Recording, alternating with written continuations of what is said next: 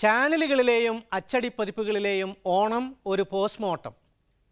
ഓണത്തിനും ബദലുണ്ട്.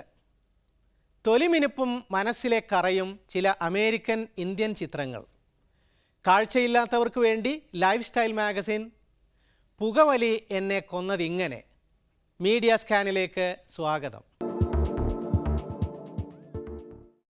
ഓണം മാധ്യമങ്ങളുടെ സ്വന്തം ആഘോഷമായി. പത്രങ്ങളും ചാനലുകളും അത് ആഘോഷിച്ചു. വീണ്ടും ഒരു പൂക്കാലം വരവായി. മീഡിയകളിലും നമുക്ക് വളരെ രൂപമാറ്റം വരുത്തിയിട്ടുള്ള അപ്പിയറൻസ് വന്നിട്ടുണ്ട്. അത്തം മുതൽ ചതയം വരെ 12 നാൾ ഒട്ടേറെ ഓണപരിപാടികൾ. വൈവിധ്യം മാറുന്ന ഓണക്കാഴ്ചകൾ മലയാളികളുടെ പൂക്കളമുറ്റത്ത്.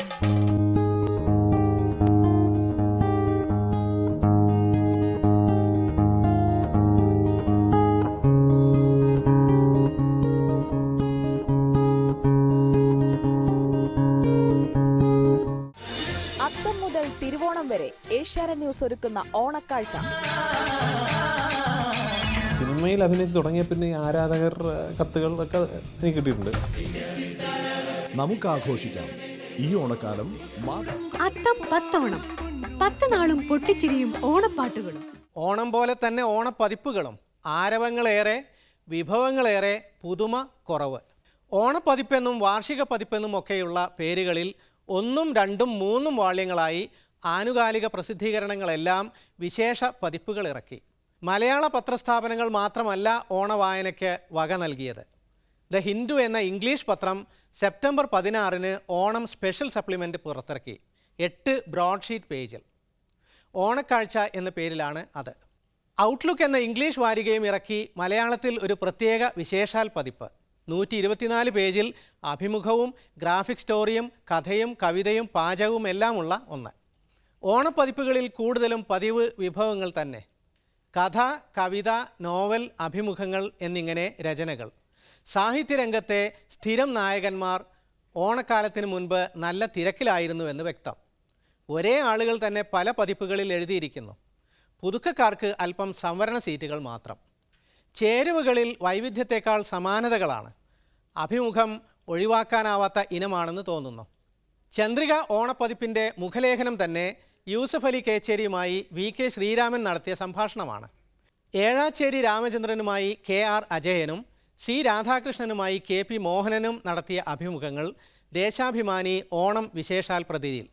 മാതാ അമൃതാനന്ദമയിയുമായി നടൻ മോഹൻലാലിൻ്റെ കൂടിക്കാഴ്ച മനോരമ വാർഷിക പതിപ്പിൽ.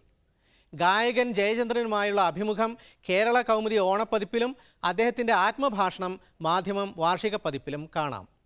MTA ഔട്ട്ലുക്കിന് വേണ്ടി AK അബ്ദുൽ ഹക്കീമും കേരള കൗമുദിക്ക് വേണ്ടി KP സുധീരയും ഇൻ്റർവ്യൂ ചെയ്യുന്നു. കലാകൗമുദി ഓണപ്പതിപ്പിൽ അക്കിത്തമാണ് അഭിമുഖപാത്രം.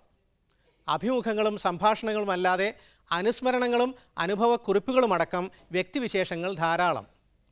രോഗാവസ്ഥകളെ സധൈര്യം നേരിട്ട പ്രമുഖരെ മാതൃഭൂമി ഓണപ്പതിപ്പ് അവതരിപ്പിക്കുന്നു. 10 വ്യക്തികൾ മനസ്സ് തുറക്കുന്നു മനോരമയിൽ. പ്രതീക്ഷയുണർത്തിയ ശേഷം രംഗം വിട്ട പ്രതിഭകളെപ്പറ്റി തേജസ് വാർഷിക പതിപ്പിൽ. ഒരുപാട് ഓണപ്പതിപ്പുകൾ നവമാധ്യമങ്ങൾക്കും സോഷ്യൽ മീഡിയക്കും ധാരാളം ഇടം നൽകി. മാധ്യമം ഓണപ്പതിപ്പിൻ്റെ കവർ സ്റ്റോറി മലയാളിയുടെ മൊബൈൽ ജീവിതമാണ്. ഔട്ട്ലുക്ക് ഓണപ്പതിപ്പും മാധ്യമം വാർഷിക പതിപ്പും ഈ രംഗത്തേക്ക് നോട്ടമയക്കുന്നു.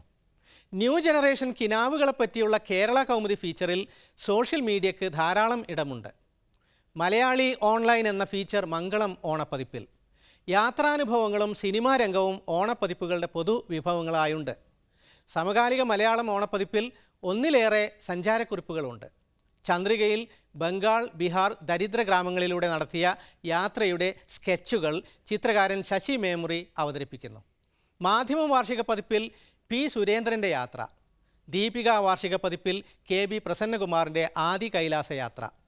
യാത്രാ ഫീച്ചറുകൾ ദേശാഭിമാനിയിലും മനോരമയിലും മംഗളത്തിലുമുണ്ട്. ഓണനാളുകളിൽ ചാനലുകൾ സിനിമാമയമായിരുന്നു. സിനിമകൾക്ക് പുറമെ അഭിമുഖങ്ങളും മറ്റുമായി താരങ്ങളും ഗായകരും നിറഞ്ഞു നിന്നു. മുല്ലപ്പൂത്താലത്തിൽ രാത്രി വെണ്ണിലെ നക്ഷത്രങ്ങളെ പോലെ പ്രകാശദൂരത്ത് നിന്നെത്തുന്ന മലയാള സിനിമയുടെ താരസുന്ദരിമാർ. ഞാൻ എല്ലാ സിനിമകളും എൻ്റെ കഴിവിൻ്റെ പരമാവധി ഉപയോഗിച്ച് ഞാൻ ചെയ്യും. സൗഹൃദമാണ് ഏറ്റവും വലിയ ശക്തി എന്നാണ് ഞാൻ വിശ്വസിക്കുന്നത്.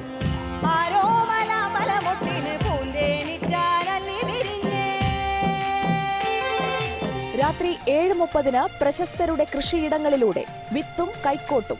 അത്തം മുതൽ തിരുവോണം വരെ വ്യത്യസ്തമായ ഓണവിരുന്നുമായി ദിലീപും പൃഥ്വിരാജും സിത്താരയുമെല്ലാം വ്യത്യസ്ത ചാനലുകളിൽ ഒരേ സമയം കാണപ്പെട്ടു. സാധ്യത ഏറെ ഉണ്ടായിട്ടും പുതുമ നൽകാൻ ദൃശ്യമാധ്യമങ്ങൾക്ക് ആയില്ല. ഭേദം അച്ചടിപ്പതിപ്പുകൾ തന്നെ. ഓണപ്പതിപ്പുകളിലും സിനിമക്കാരുടെ സാന്നിധ്യം വളരെയേറെയാണ്. പ്രേം നസീറിനെ മകൾ ലൈല ഓർക്കുന്നു മാധ്യമം ഓണപ്പതിപ്പിൽ. സിതാര, വൈക്കം വിജയലക്ഷ്മി എന്നീ പുതിയ ഗായികമാരുമായുള്ള അഭിമുഖം സമകാലിക മലയാളത്തിൽ. ശാരദയുമായുള്ള അഭിമുഖം മനോരമയിൽ. കവിയൂർ പൊന്നമ്മയുമായും കുഞ്ചാക്കോ ബോബനുമായും അഭിമുഖം കേരള കൗമുദിയിൽ. സിനിമാ മേഖല ചർച്ചയ്ക്ക് വിഷയമാക്കുന്നു മംഗളവും ദീപികയും. മനോരമയിൽ അമല പോളിൻ്റെ വിദേശാനുഭവങ്ങൾ. ആവർത്തനങ്ങൾക്കും പകർത്തെഴുത്തുകൾക്കും അപ്പുറം ഓരോരുത്തരും സ്വന്തമായി ചെയ്ത വിശേഷ വിഭവങ്ങളും ഇല്ലാതില്ല. ജീവിത മേഖലകളിൽ മാറി സഞ്ചരിക്കേണ്ടി വന്നവരുടെ കുറിപ്പുകളാണ് കേരള കൗമുദിയിലെ വഴിതെറ്റുമ്പോൾ. ചിത്രങ്ങളിലും ശില്പങ്ങളിലും ശ്രദ്ധയൂന്നുന്നു കലാകൗമുദി. മറുനാടൻ മലയാളി കേരളത്തെ എങ്ങനെ കാണുന്നുവെന്ന് മംഗളം പരിശോധിക്കുന്നു. കേരളത്തിലെ വിവിധ ദേശങ്ങളിലെ നാട്ടുഭാഷാ മൊഴികളെപ്പറ്റി സമകാലിക മലയാളം. കീഴാള ജീവിതത്തെപ്പറ്റി മലയാളത്തിൽ ഫീച്ചർ. ചോല നായ്ക്കരെപ്പറ്റി മാധ്യമത്തിൽ. ബദൽ കേരളത്തെപ്പറ്റി തേജസ്സിൽ. അറബി മലയാള സാഹിത്യത്തിലെ പ്രഥമ വിവർത്തന നോവൽ പരിചയപ്പെടുത്തുന്നു ചന്ദ്രിക. നഷ്ടപ്പെട്ടതും വീണ്ടെടുക്കേണ്ടതുമായ ചെറിയ കാര്യങ്ങളെപ്പറ്റി മാധ്യമം വാർഷിക പതിപ്പ്. മുമ്പൊക്കെ ഓണപ്പതിപ്പുകളിൽ കണ്ടിരുന്ന ചിലത് കുറഞ്ഞു വരുന്നു. നാടകത്തെപ്പറ്റി ദീപികയിൽ ഒരു ലേഖനമുണ്ട്. തേജസ്സിൽ ഒരു ലഘുനാടകം തന്നെയുണ്ട്. ഇതൊഴിച്ചാൽ ആ മേഖലയെ നാം കൈയൊഴിഞ്ഞു. ഫോട്ടോകളും സ്കെച്ചുകളും ഇലസ്ട്രേഷനും വർദ്ധിച്ചപ്പോൾ കാർട്ടൂണുകൾ കുറഞ്ഞു. ചെമ്മനം ചാക്കോയുടെ ചില കവിതകളിലും തേജസ്സിലെ കാർട്ടൂൺ ഫീച്ചറിലും ഒതുങ്ങുന്നു ഹാസ്യത്തിന് കിട്ടിയ പ്രാതിനിധ്യം. കേരളത്തിലെ മാധ്യമങ്ങൾക്ക് വലിയ മാർക്കറ്റാണ് ഓണം. കാണം വിൽക്കാതെ തന്നെ ഓണപ്പതിപ്പുകൾ വാങ്ങാൻ പാകത്തിൽ പണമൊഴുകുന്ന സീസൺ.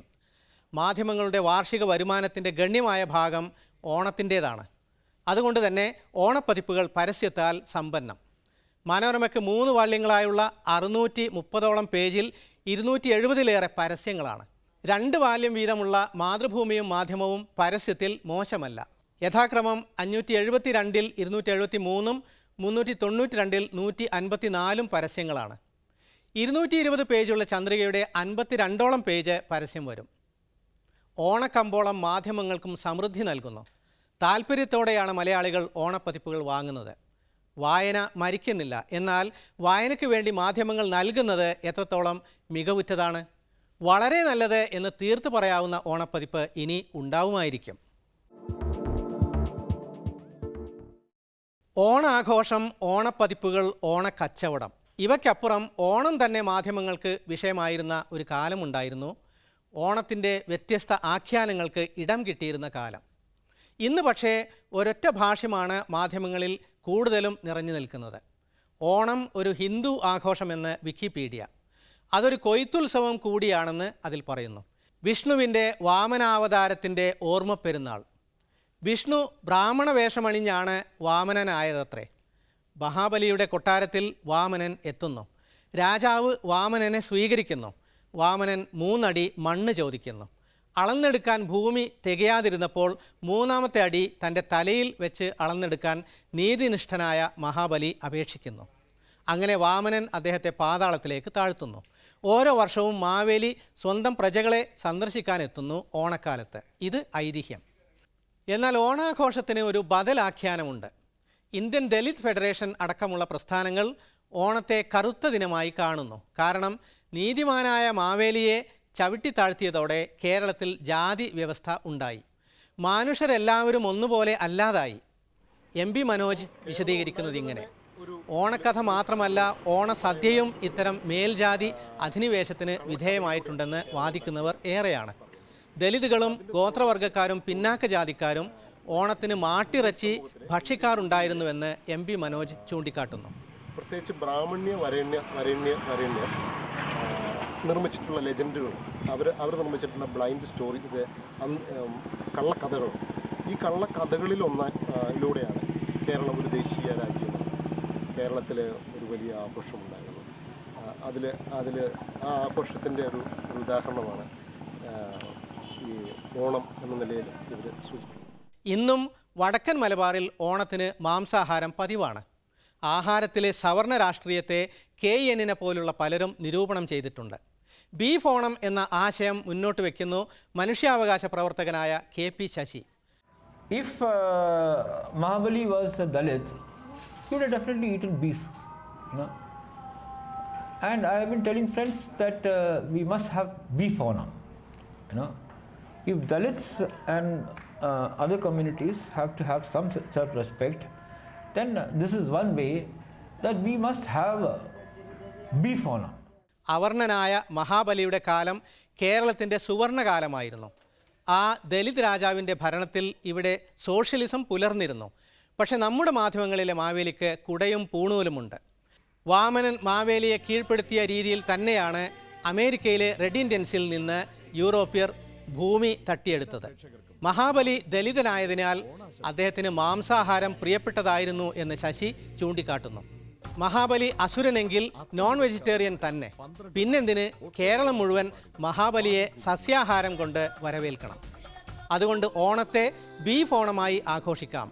ഓണത്തെ കേരളത്തിൻ്റെ ദേശീയോത്സവമാക്കിയത് അതിൻ്റെ മതേതരത്വമല്ല, അതിൻ്റെ കമ്പോള സൗഹൃദമാണ്.